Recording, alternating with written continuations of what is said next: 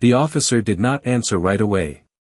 He looked at the cutters, then at the faint amber light under my door. The locksmith lowered his tool a few inches, just enough to hesitate. Linda stepped forward, heels crunching on gravel, voice sharper now. "I authorized it," she said. "This property is under HOA compliance review." The words sounded rehearsed. Too clean. The officer reached for the papers in her hand. She gave them over, but her fingers held on a second too long. I watched his eyes move across the page. Slow. Careful.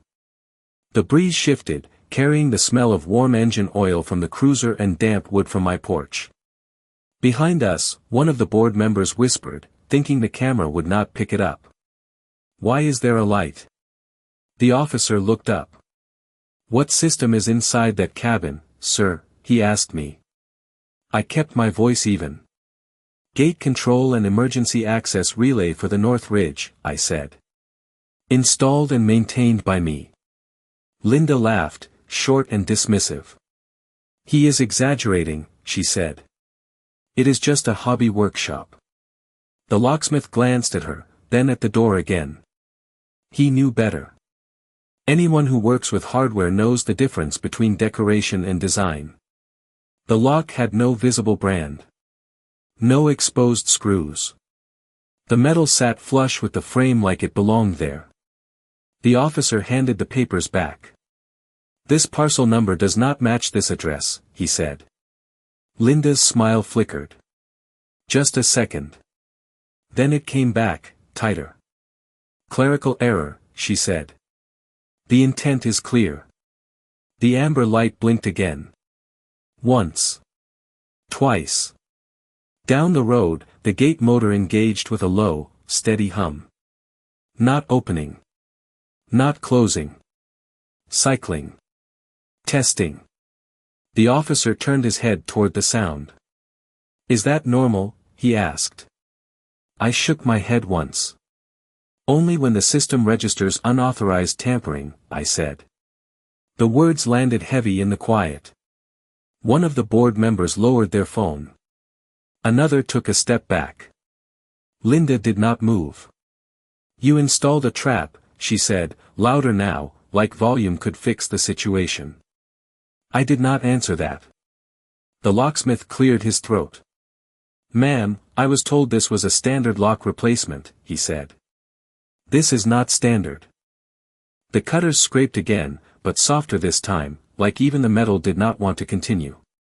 The officer raised a hand. "Hold on," he said.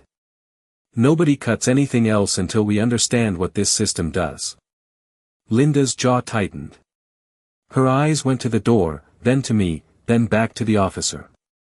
The fog lifted a little, sunlight catching the edge of the steel. The lock looked different in that light. Not bigger. Just deliberate. "Officer," I said, "once that lock logs a breach attempt, it does not just stay local." He frowned. "What does that mean?" The gate motor down the road stopped. Silence rushed back in. Even the birds went quiet for a second. I could feel the weight of every eye on that door. Linda took a step back without realizing it. The amber light turned red. The red light did not flash. It held steady, low and solid, like a warning that had already been sent. The officer took a slow step back from the door. "Sent where?" he asked. His voice dropped without him meaning to. I could hear the gravel shift under his boots. Linda did not speak this time. She watched the light like it might blink back to amber if she stared hard enough. "To every registered endpoint tied to the gate system," I said. "County Emergency Services. Fire Access Control. And the private maintenance log." The locksmith exhaled through his nose. Quiet. Knowing. One of the board members lowered their phone completely now. No one wanted to be on record anymore. The air felt different. Thicker. The kind of silence that makes small sounds louder. The officer turned to Linda. "Did you have authorization to access or modify this system?" he asked. Direct. No softness left. Linda lifted her chin. This is a community matter, she said. We are responsible for safety compliance. The words sounded weaker now. Like they had lost weight somewhere between the papers and that red light. The officer did not argue. He just looked at her longer than before. Then he looked at me. What happens next? He asked. I shifted my weight on the porch. The wood creaked under my boots. Familiar. Steady. The system logs the attempt, I said. Time stamp. Tool impact. Identity markers if available. I did not look at Linda when I said that. I did not need to.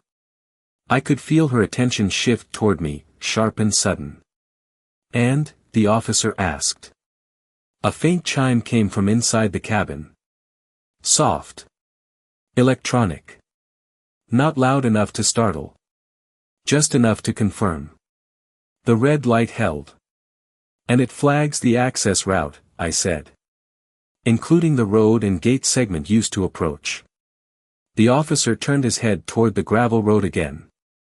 The gate down the hill sat out of sight, but everyone could picture it now. Everyone could hear that earlier hum in their head. Linda took a step forward, then stopped herself. This is intimidation, she said. You cannot restrict emergency access. Her voice rose at the end.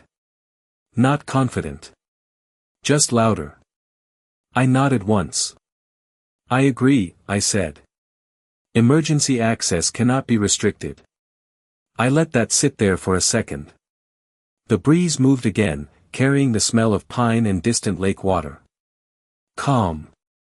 Almost peaceful. That is why the system does not restrict it, I added. It verifies it. The officer's eyes narrowed slightly. He was putting it together now.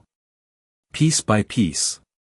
The locksmith stepped back from the door completely, lowering the cutters to his side.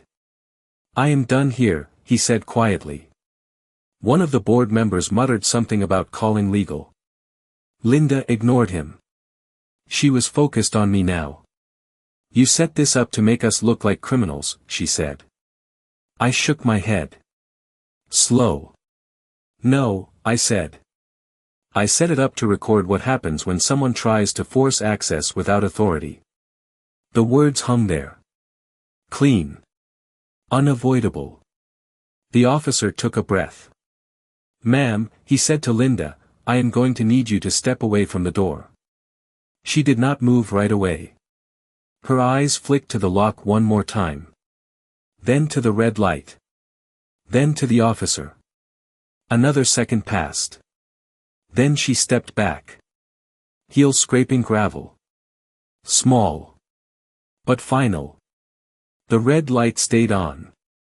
The chime inside the cabin sounded again, a little longer this time. Somewhere far off, a second vehicle engine echoed faintly through the trees. The distant engine grew louder, rolling up the gravel road in slow, controlled bursts.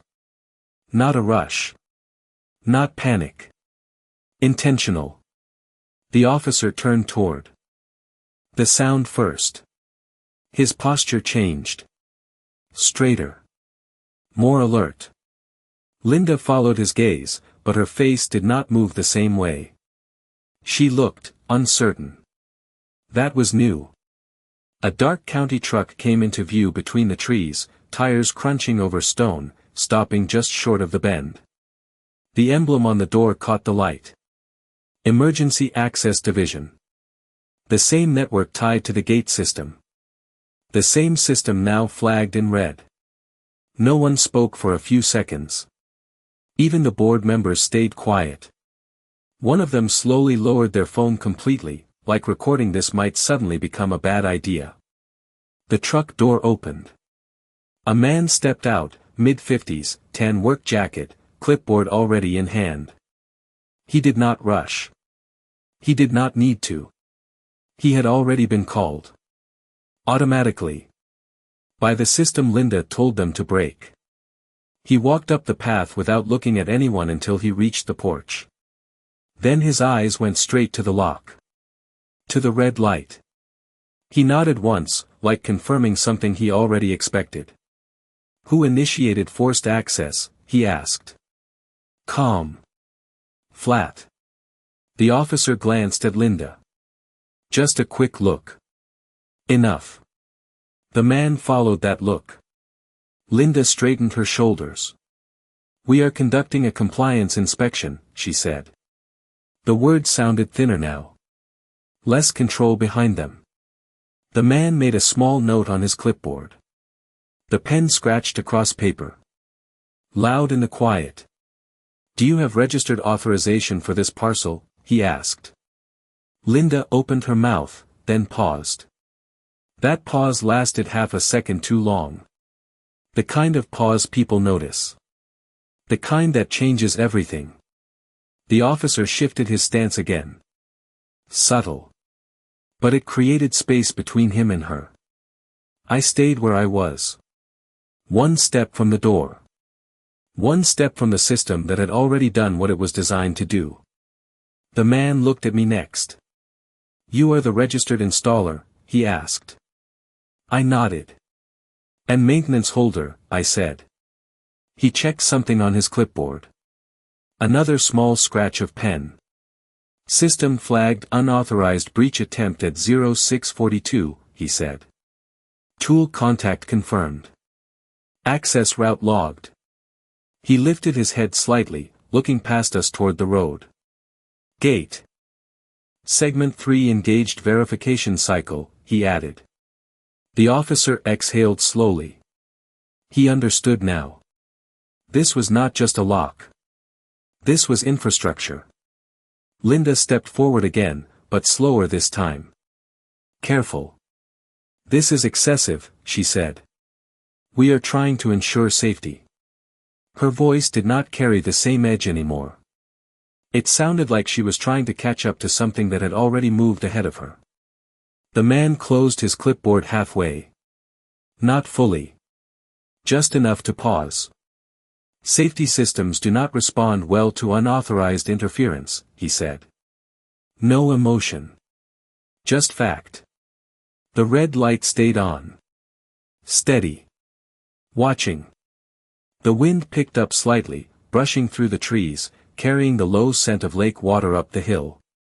Everything felt wider now. Bigger than this porch. Bigger than this argument. Linda looked at the lock one more time. Then at the man. Then at the officer. For the first time, she did not have a next sentence ready. The man tapped his pen once against the clipboard. A small, sharp sound. I will need a full statement from everyone involved, he said. Linda swallowed. The board members shifted behind her. Gravel moved under their shoes. No one stepped forward. Not yet. The officer nodded once. The man glanced back at the red light, then at me. Just a quick look. Like he already knew the rest of the story had not even started yet. Then he said something that made Linda's face lose all color.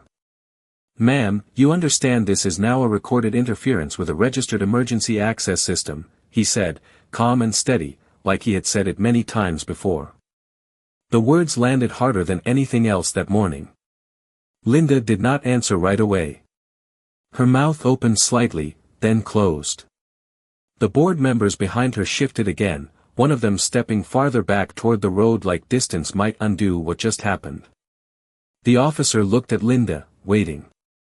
Not rushing. Just giving her space to say something that would not make things worse. The red light stayed on. Unblinking. The man flipped his clipboard open again and began writing. Slow. Precise. Every stroke sounded louder than it should. Time, 0642, he said under his breath. Forced tool contact. No verified authorization.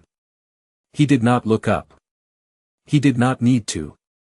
Linda finally spoke. This is a misunderstanding, she said. Her voice had lost its sharp edge. It sounded thinner now, stretched. We were acting in good faith for community safety.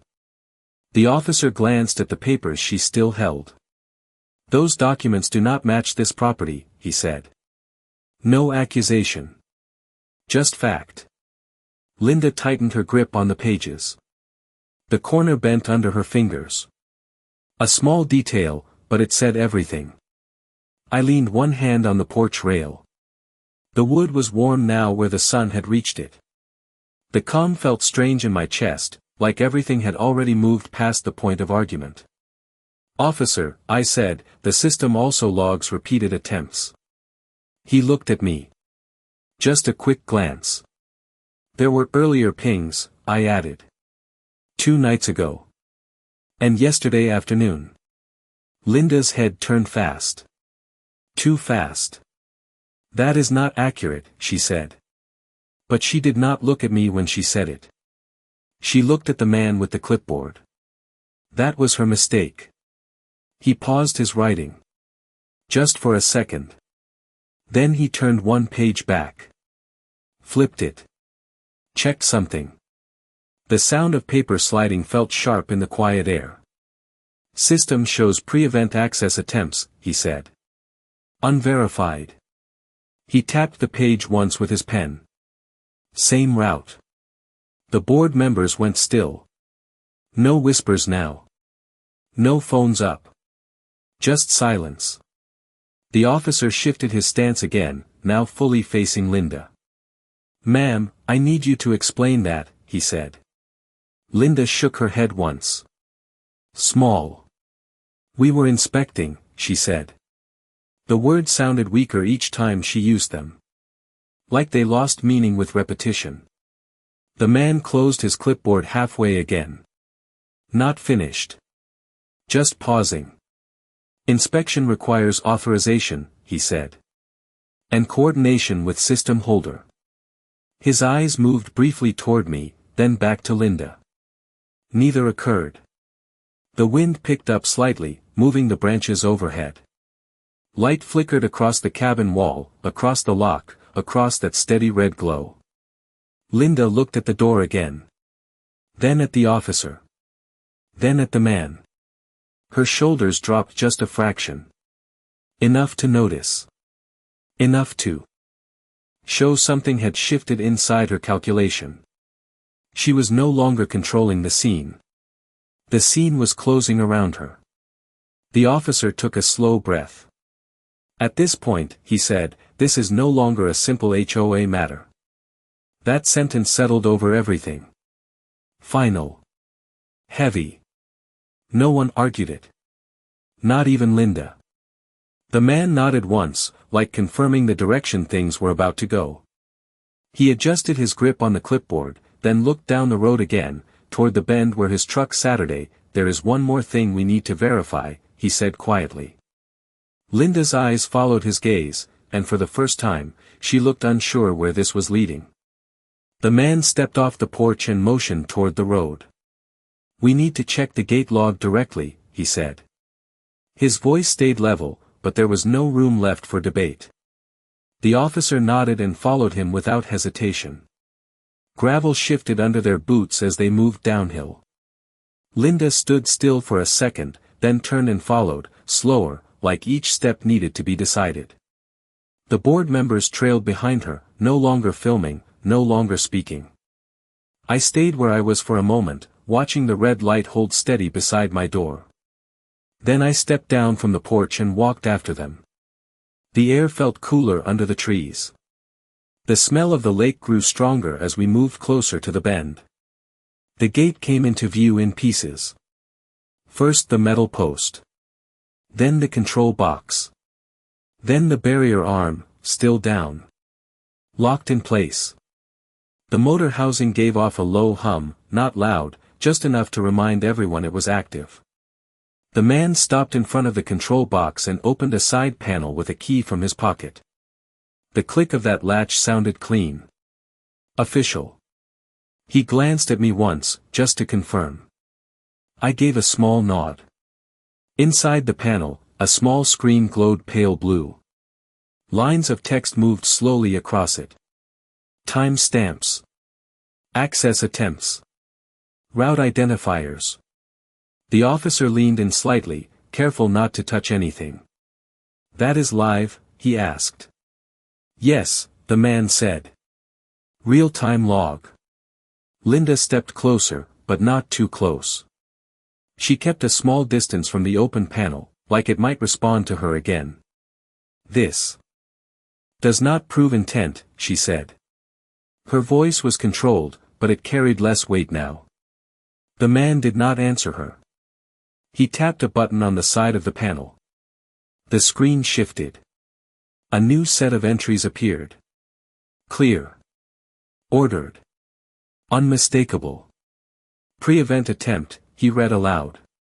2 days ago. 1748. He scrolled once. Second attempt. Yesterday. 1412. He paused. The pen in his other hand tapped lightly against the panel edge. Then he scrolled again. Confirmed breach attempt. Today. 0642. The officer straightened slowly. His eyes moved from the screen to Linda. Not accusing. Not yet. Just connecting the pattern. Linda folded her arms.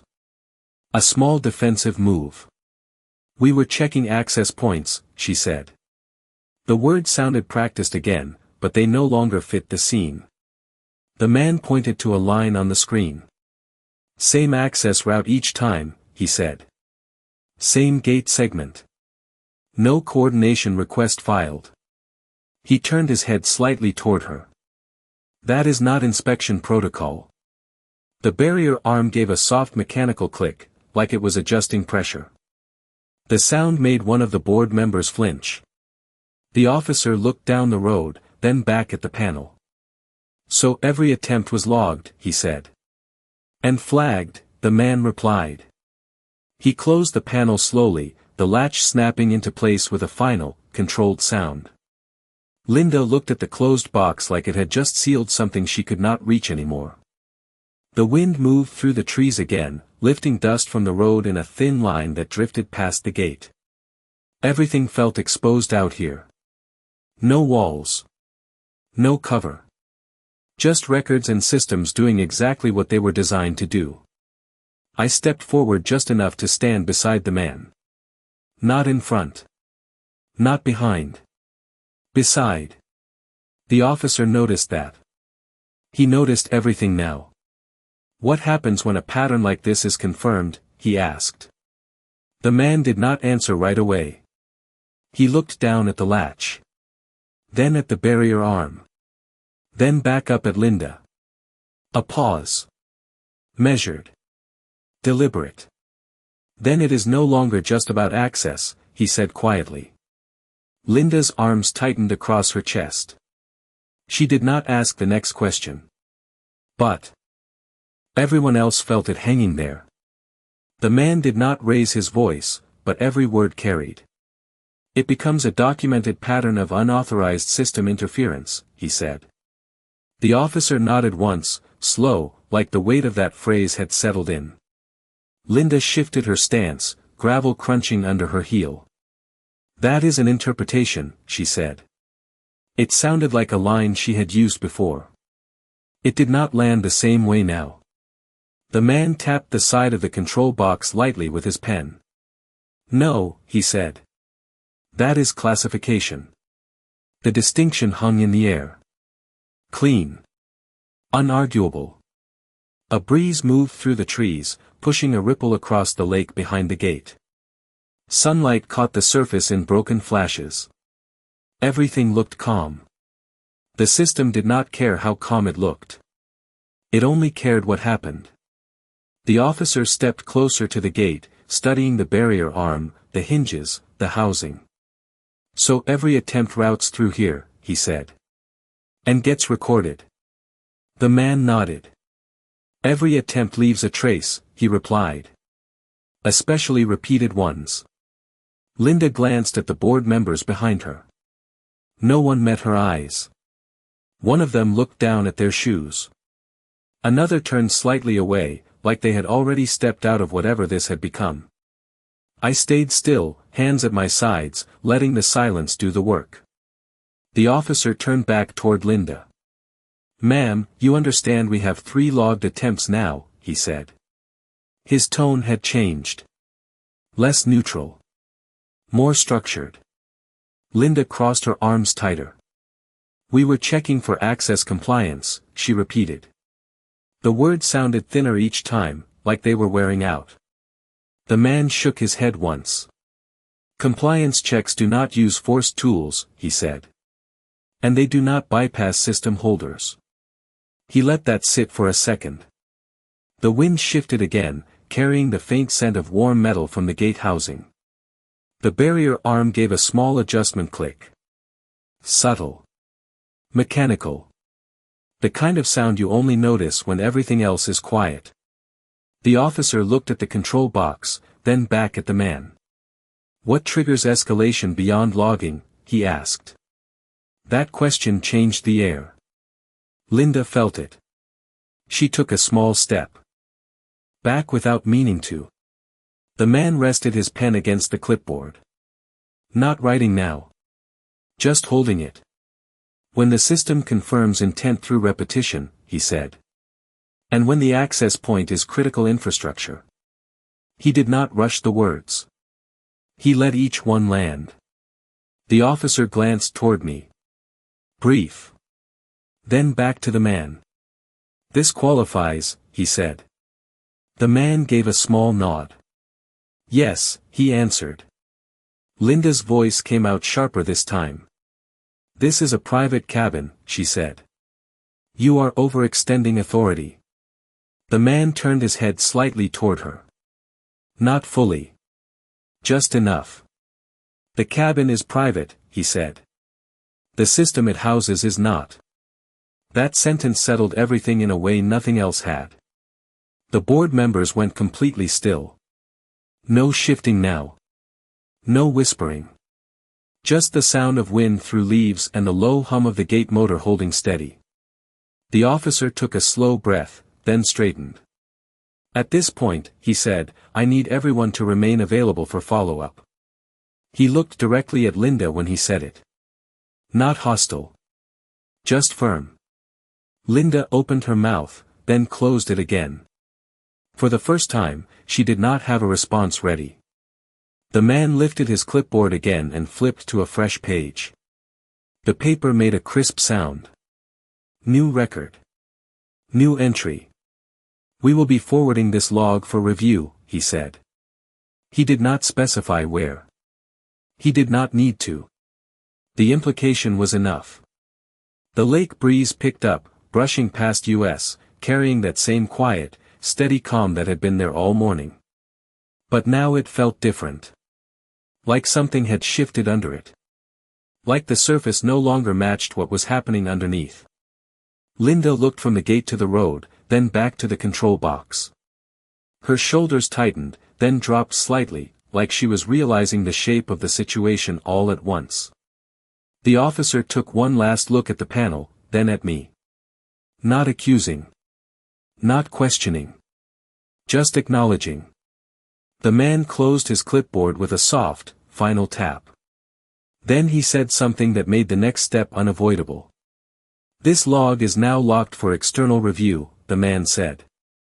He did not raise his voice, but the sentence carried farther than anything else that morning. The officer shifted his stance again, more formal now. "Who receives that review?" he asked. The man did not answer right away. He looked at the gate, then at the road, then back at Linda. "County oversight and infrastructure compliance," he said. "Standard chain." Linda's shoulders tightened. The words hit her differently than the others. This was no longer contained. This was moving outward. One of the board members let out a quiet breath, like they had been holding it too long. Another took a small step back toward the truck, creating distance without saying a word. The wind moved again, brushing past the gate, carrying the faint hum of the motor and the soft scent of heated metal. The officer looked at Linda directly. "Ma'am, you are going to need to remain available for contact," he said. "Clear. Direct." Linda nodded once, but it felt automatic, like her body responded before her mind caught up. "This is unnecessary," she said. The words came slower now. Less certain. The man tapped his clipboard once, a short, controlled motion. "The system does not decide what is necessary," he said. "It records what happens." That line settled into the space between them.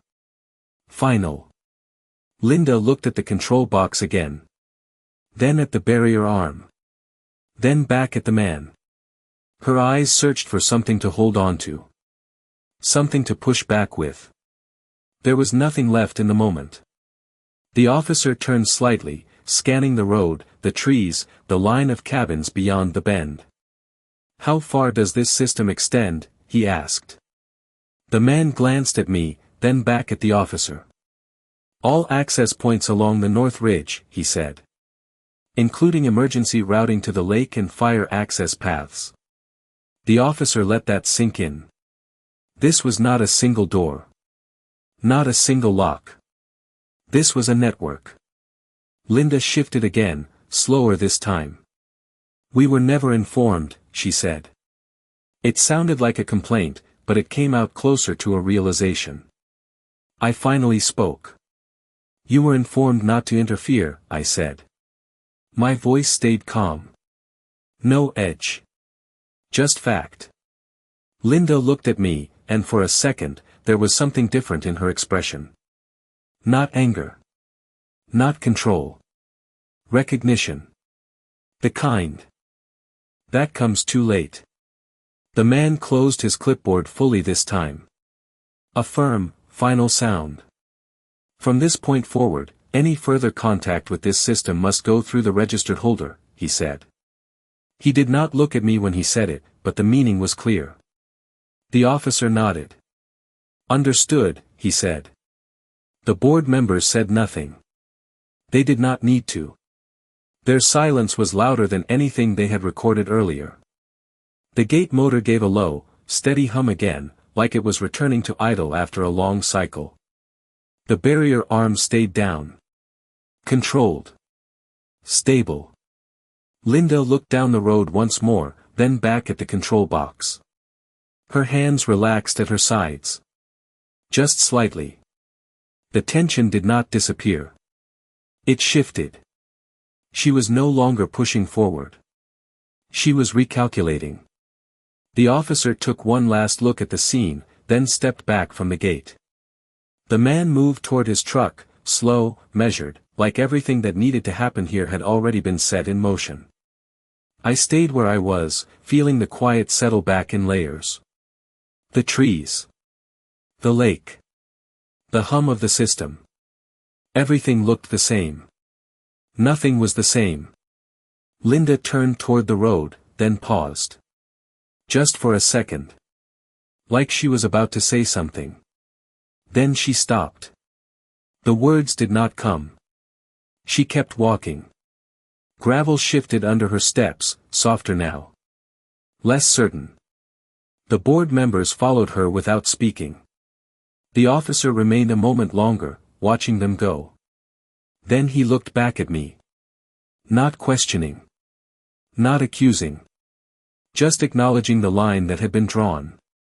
He gave a small nod, then turned and walked toward his cruiser. The man reached his truck and opened the door, pausing with one hand on the handle. He looked back once. Not at Linda. Not at the officer. At the gate. At the system. Then at me. A short glance. Enough. Then he got in. The engine started, low and controlled. The truck did not leave right away. It idled there, like it was waiting for something else to finish. The red light on the cabin door was still on, even from this distance. It had not changed. Not yet. The truck engine idled for another few seconds, then eased forward, tires rolling slow over the gravel as it disappeared past the bend. The sound faded, leaving only the low hum of the gate and the soft movement of wind through the trees. The officer climbed into his cruiser without rushing. The door shut with a dull, final thud. Then he pulled away, lights off this time. No urgency. No spectacle. Just procedure. I stood near the gate a moment longer, watching the empty road settle back into quiet. The dust drifted down in thin lines, catching sunlight before disappearing. The barrier arm gave one last mechanical click, then went still. System reset. Cycle complete. I turned and walked back up the path toward the cabin. Each step felt lighter. Not relief. Just clarity. The porch came back into view, then the door, then the lock. The red light still held steady. Waiting. Confirming. I stepped up and rested my hand near the frame, close enough to feel the faint warmth of the hardware. A soft tone came from inside. Different this time. Short. Clean. The red light flickered once. Then shifted. Amber. The system had closed the event. Logged. Sealed. Moved on. I took the brass key from my pocket, turned it once in my fingers, then slipped it back. No need to open the door yet. The cabin could wait. The lake breeze moved across the porch, carrying the smell of pine and water, the same as every morning. But the silence felt different now. Not empty. Settled. Down the road, I caught a glimpse of Linda's SUV turning out of sight. No sudden moves. No sharp turns. Just leaving. The board members were already gone. No voices. No cameras. Nothing left to perform. I leaned against the porch rail and looked out over the trees. The gate system hummed once, then fell quiet again. Everything had returned to normal on the surface. But normal had shifted. The line was clear now. Not argued. Not negotiated. Set. I reached into my pocket and pulled out my phone. One notification sat on the screen. Infrastructure review request received. No details. No urgency. Just confirmation. I locked the screen and set the phone back down on the rail. The work was already done. The system had handled the rest. I did not need to chase anything. I did not need to prove anything. The record would speak on its own. A crow called from somewhere deeper in the trees. The sound echoed once, then faded. I stepped back from the rail and looked at the door again. The lock sat there, quiet, unmarked, exactly where it belonged. Not bigger. Not louder. Just firm. A boundary, built to hold. I turned toward the steps, ready to head down to the shop, back to the kind of work that leaves your hands busy and your mind clear. But I paused halfway. Something small. Something easy to miss. Down by the road, near the turn, a second vehicle slowed for just a moment before continuing past. Not county. Not HOA. Different. It did not stop. It did not turn in. But it slowed long enough to look. I watched it disappear between the trees, the sound fading into the distance like everything else that morning. Then I looked back at the cabin door. The amber light held steady. For now.